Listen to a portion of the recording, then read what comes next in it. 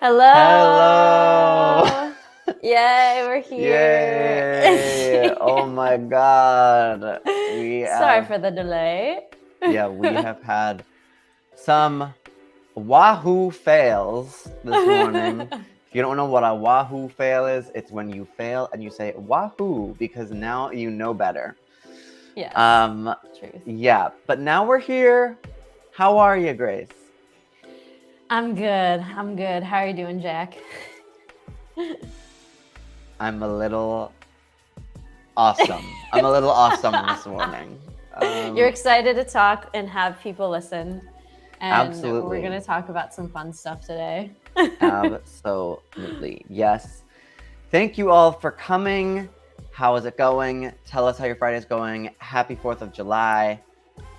I hope everyone's good. Today we're going to be talking about how to form a winning video strategy for social media in 2023. Last episode, we talked all about our favorite brands on social, what makes them winning, what makes them special, and today we're going to be focusing that a little bit more on what you can do now, getting into a little bit more of the nitty-gritty and the details of the pre-planning stage, and also getting a little bit more specific, because last episode, we talked a little bit about their content, but not as much about the beginning, the middle, and the end of what makes their strategy successful. So we're going to be getting into that today. So let's do it. Let's do it. All right. What's step one? So step one, this is this is for everyone, but yeah, if you are a smaller brand or a brand that's reevaluating, first thing you need to do is understand your target audience. And this isn't just stopping at, the general, like, oh, I want, women from 18 to 30. This is going much deeper than that. This is identifying them. This is talking to them. This is taking part in their media, trying to think like them, making community with them, and so on. Right. Yeah, I definitely think this is the step that most people skip. Either because they're like, oh, I know my target audience. It's like these types of people who live in this place. But that doesn't mean you understand who those people are, what they like, what their goals are, what they care about, which is, I think, the key to making good content for them on socials and video. So I think also, like, a lot of people they assume a lot of things about their target audience, like, oh, women 18 to 30 like makeup.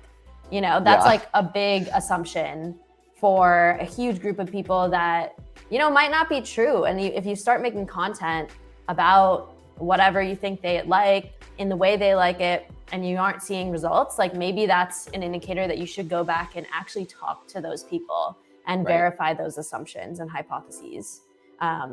Definitely recommend, like, I think it's also, this step doesn't feel very tangible. It's easy to be like, oh yeah, I kind of think I know. And you want to get into the actual creation part, which is understandable. But I think, like, this is a really key step that you should definitely not skip, especially if you're working at a brand.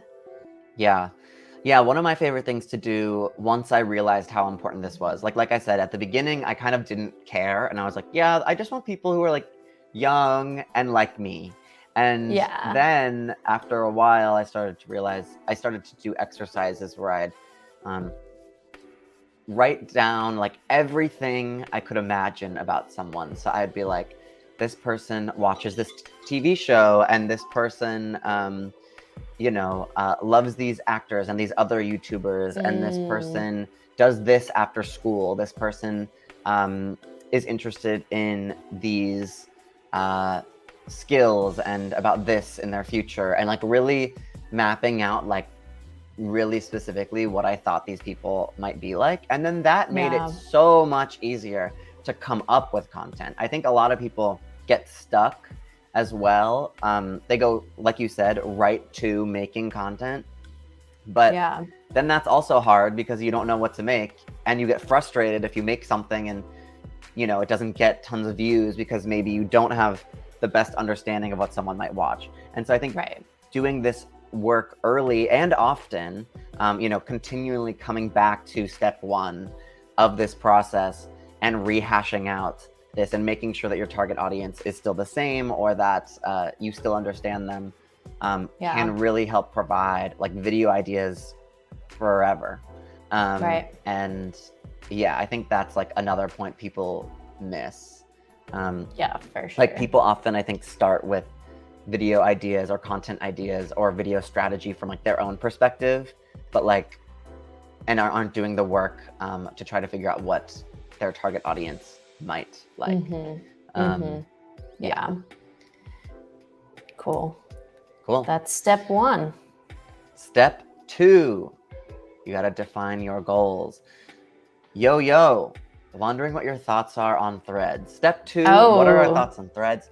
That's a good question. Maybe we'd have to do a whole episode on Threads. I feel like we could do one next week just covering that. But are you on it, Grace? Honestly, I haven't gotten on it yet. I've talked to some people who are on it. I've seen like screenshots and stuff. I'm probably going to make an account today and just see what it's all about. But I don't know. I think like just from what I've seen, there's a lot of people are not happy with Twitter, and they haven't been for a while. And Threads is being integrated with, Instagram and Facebook and that whole world of those social media apps. I think that does, for creators at least, it's a huge step up if you could just start, posting across these different platforms and reduce your work.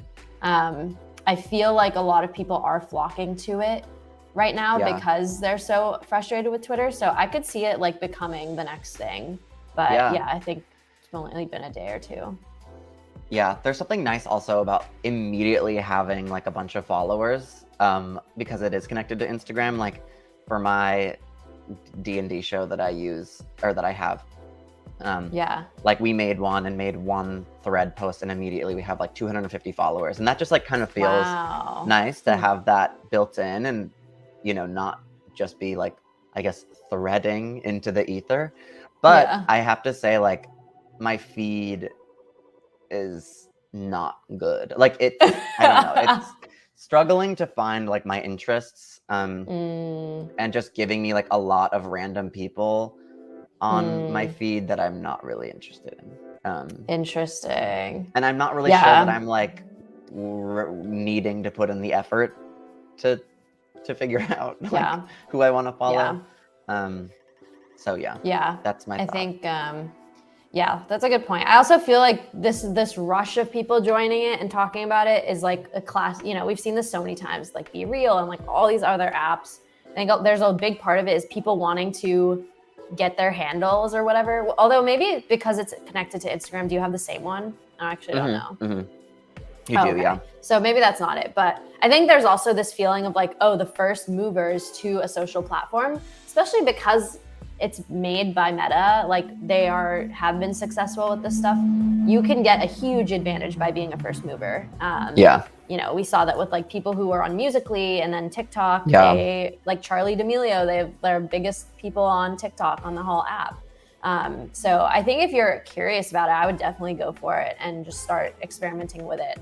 But I would be hesitant to invest too much time or effort only on that app. Yeah. I don't really have so many thoughts. What are your thoughts, Adam? I'm curious. Kind of relates to going back to defining your goals, though, I feel like. Because, it's like with these video platforms, there's so many different things you can care about, whether it's views or just like the monetization on the content itself, or if you're trying to lead people back to another website or business or brand, that's a completely different type of goal, that certain platforms, so certain social media platforms or video forms might do better with than others. Versus, like self-expression, you just want to like make content for yourself and get it out there and have people view it. I think these are all very different goals, and thinking about that before you actually start will, I think, minimize the disappointment and going down all these other paths later. Isn't Twitter suing Threads? I think they're threatening to. I think Elon is having a time. But you know what? I guess I can't say exactly what I want to say because we're a brand account, but like Elon just grinds my gears sometimes. I'm like, Yeah. the whole thing about limiting people, the amount of tweets you can see if you're a Oh free my account. I'm like, gosh. you're killing this platform. So, Yeah. I'm like, Awkward. whatever. Anyway, back to the matter at hand. Yeah, like you said, I think, defining your goals is really important. Do you want to, just increase brand awareness, or are you trying to get direct clicks or direct sales, or generate leads for, from businesses? I think figuring that out can really help determine which of these platforms you want to be on and what type of content you want to make, because a million views are not created equal. Let's just say that. Like a million views on TikTok of like if you make a meme post or something, like isn't going to be the same value as a million views on YouTube if it's a video about how to, for in our case for Kapwing, how to create videos as an agency for clients. It's just like Yeah. not gonna be the same value. And so like maybe a video that only gets 1,000 views, that is getting to the people that are your target audience, and maybe those people are higher value to you.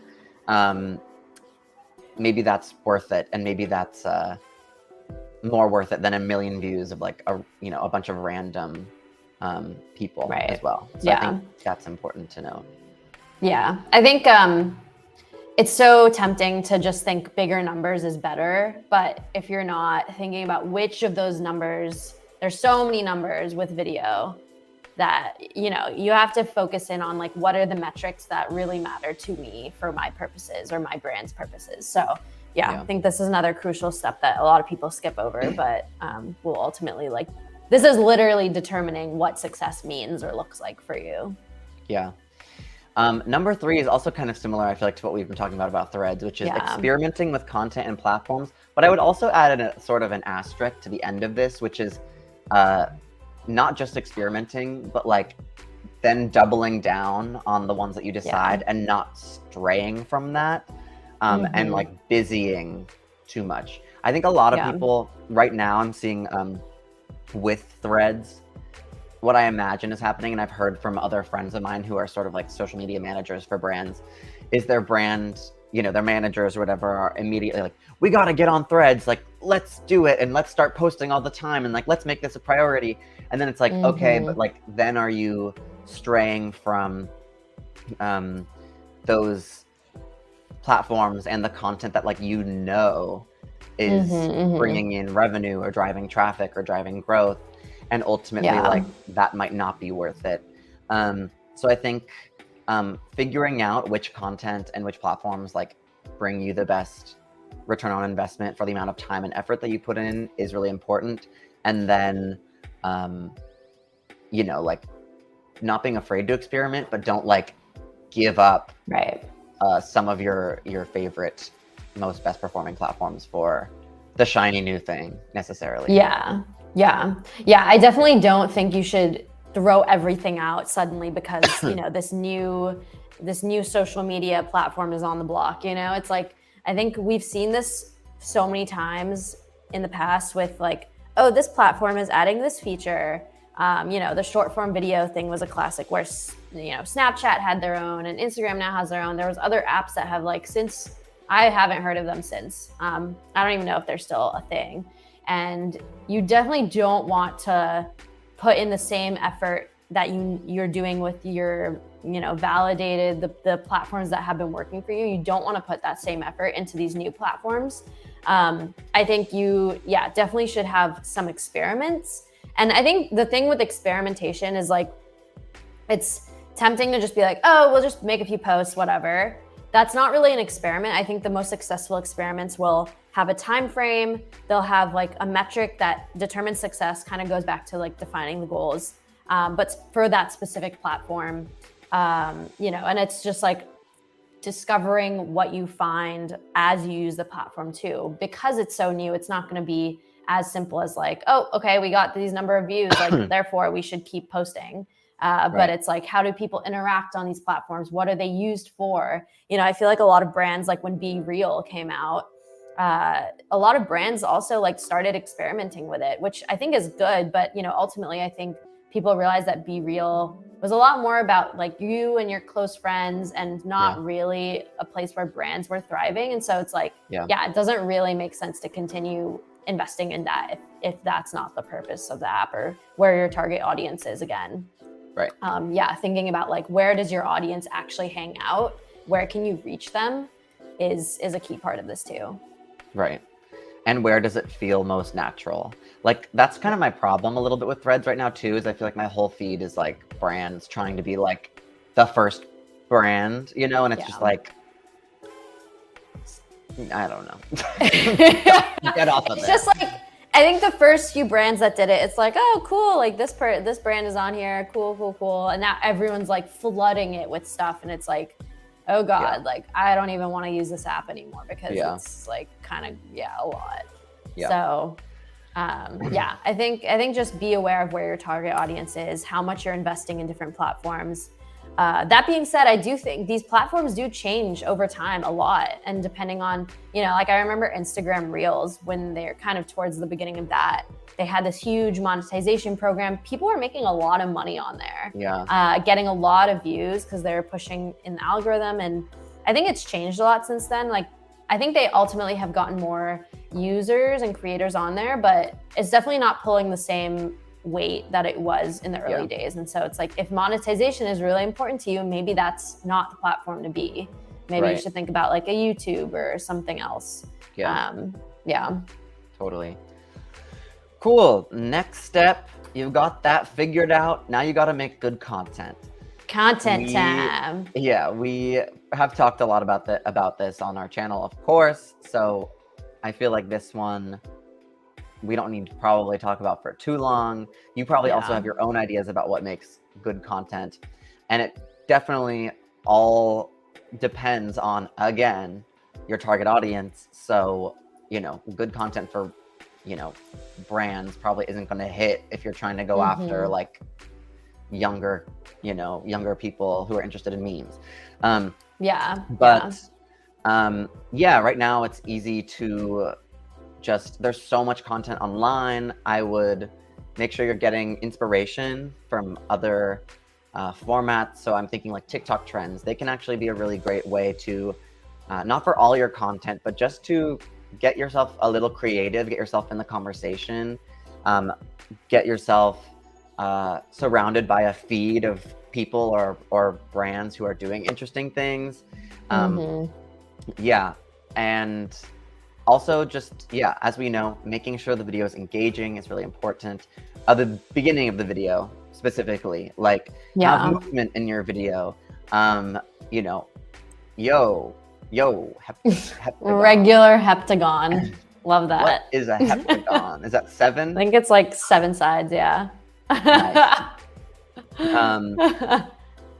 And then of course, subtitling and making sure that your content is just like, subtitling gives your content movement, even if there's not movement regularly. There's a bunch of little tricks you can do, and we have videos all about that, but everyone knows that this is the most important part, probably. And I think this is the part where you definitely have to keep your audience in mind of like, I think there's so much, especially for a platform like YouTube, for example, there's so much assumption that you have to keep the video moving so fast and everything is jump cuts and flashing things on the screen. But it's like, what about ASMR videos? That's a whole other type of content that, like, if you're making a super fast paced, like rapid video for an audience that actually likes ASMR type videos better, that's like not going to work out, obviously. So yeah, I would definitely think back to like, what kind of content is my audience already watching? Go to those YouTubers. You can literally just ask people this too. You don't have to like think, oh, maybe it's like literally just ask people what YouTubers they enjoy and watch. Go to those people's videos, watch and analyze. I think this is the part. It's not just about like watching people's content and being on YouTube all the time. Like, just because you spend 5 hours watching YouTube content doesn't mean that you'll be able to transfer those skills directly as a creator yourself. I think it's really about like putting your analyzing lenses on and saying like, okay, how did they make this effect? How did they make me feel a certain way with the visuals on screen or the audio? And I think like continuously like practicing and learning from like just like the content you're making and other people's content is pretty key here. Totally. Yes, absolutely. Ultimately, like the content is everything, and everything all these steps before like lead to making great content. So make sure you're doing that work. Yeah. Lastly, analyzing your results. I feel like a lot of people don't do this. They make a video, they post it. If it doesn't hit, they're like, oh, all right, on to the next, you know, and they just kind of keep throwing stuff at the wall to try and see what sticks, which isn't a bad necessarily plan sometimes, but I think there's more and more there's tools that you can use to actually inform and analyze your content. YouTube and TikTok have added things recently where they're giving you more information about like what keywords people are using, you know, people who are subscribed to your channel or watch your content, what else they're watching can be really useful. Like things more and more, we know that different metrics are more important. So average view duration is really important in a way that it used to not be. Like sort of views used to be everything, and now we know that view duration is really important. So also not just like analyzing your direct results of video, but also making sure you're keeping up with like what metrics are important on platforms these days, I think is an important analysis as well, like analyzing not just the results, but also the platforms themselves. And lastly, analyzing your actual content. Like look at when the retention rate in your video drops off, what happens in your video or what doesn't happen that made that happen. They give you like such like detailed analytics now on YouTube that's like, all right, like 30 seconds into the video, you know, only 30% of people are left. Why is that? And think about how you can change that. Yeah, I think this part can feel a little daunting, especially if you aren't used to looking at metrics and graphs and data. But I think like regardless of what you do in life in general, this is being able to analyze numbers like this is a huge skill. So I think being a content creator, it's like essential for. And I think it's also not just the quantitative metrics of view count, average view duration, all these like acronyms.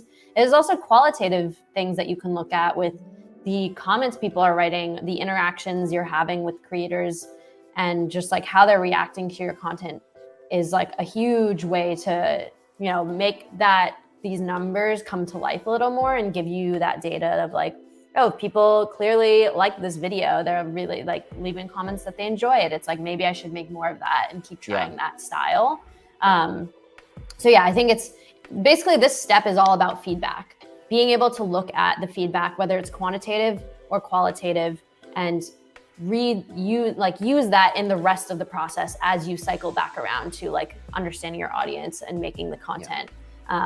I think it's not just like, oh, okay, yeah, the views were this much, cool, whatever. And then you just do like what you've been doing. It's like using this as feedback, as a lesson of how to keep moving forward.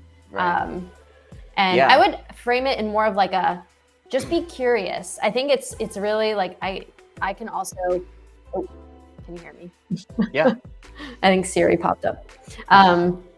Yeah, I think I can sometimes also feel like anxious about like, oh, what are the results going to be? Like people aren't going to like it. Oh no. But I think it's just like go into it with an open mind of like, oh, I'm just curious. I think just that subtle like mindset shift can also help a lot. Yeah. Right. Yeah. And I think what someone asked, S Media, how to avoid bad video topics. This is sort of exactly what we're getting at from our previous steps in this video. You can go back and watch.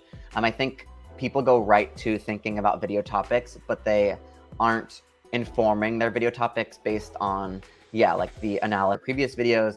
They haven't put in the enough time or enough consistency in trying to understand the target audience or define their goals, things like that. So I think all of that, like the video ideas should come if you do all of these previous steps frequently and with intention. Yeah. So, I think another thought on step 4, make engaging content. I think I kind of mentioned this, but I do feel like looking at not just like creators you admire, but also what else people are creating in the same vein as you will help, because ultimately, like, you can think of it as like your account has competitors, you know, like I think it's rare for you to have a channel idea or a video idea that no one else has ever had or ever made a video on. So I think just seeing what's out there, if you have a topic in mind and you go to YouTube and you search that phrase, just see what are people actually making on that topic already, because sometimes it's really hard if there's very professionally made like big videos on a certain topic, or if a lot of people are making videos on that topic, it's actually going to be really hard to kind of break through the noise of those existing videos. So maybe, but that doesn't mean you have to abandon the topic. You can maybe shift it slightly to have a different angle. But I think ultimately your content will succeed if it's unique and engaging for your audience. So, and you can only know that if you're paying attention to what other content people are making. Yeah, I think it gets back to the ultimate thing, which is like, are you providing value with your video? That value can be as simple as just entertainment, but it also can be, you know, knowledge on a certain topic, or something like that. And yeah, you should like go back to your videos or videos you're currently making and be critical and be like, am I providing value?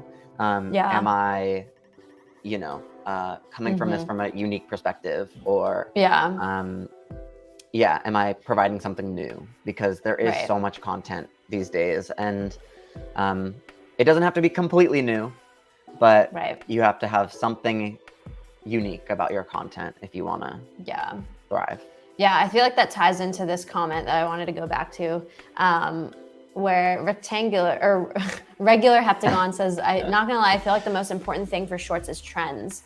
I think that trends are an interesting thing in the social media and video world, where I think they can actually help a lot of like getting views and just like being part of the conversation, having like just like capitalizing on something that people already care about in the moment.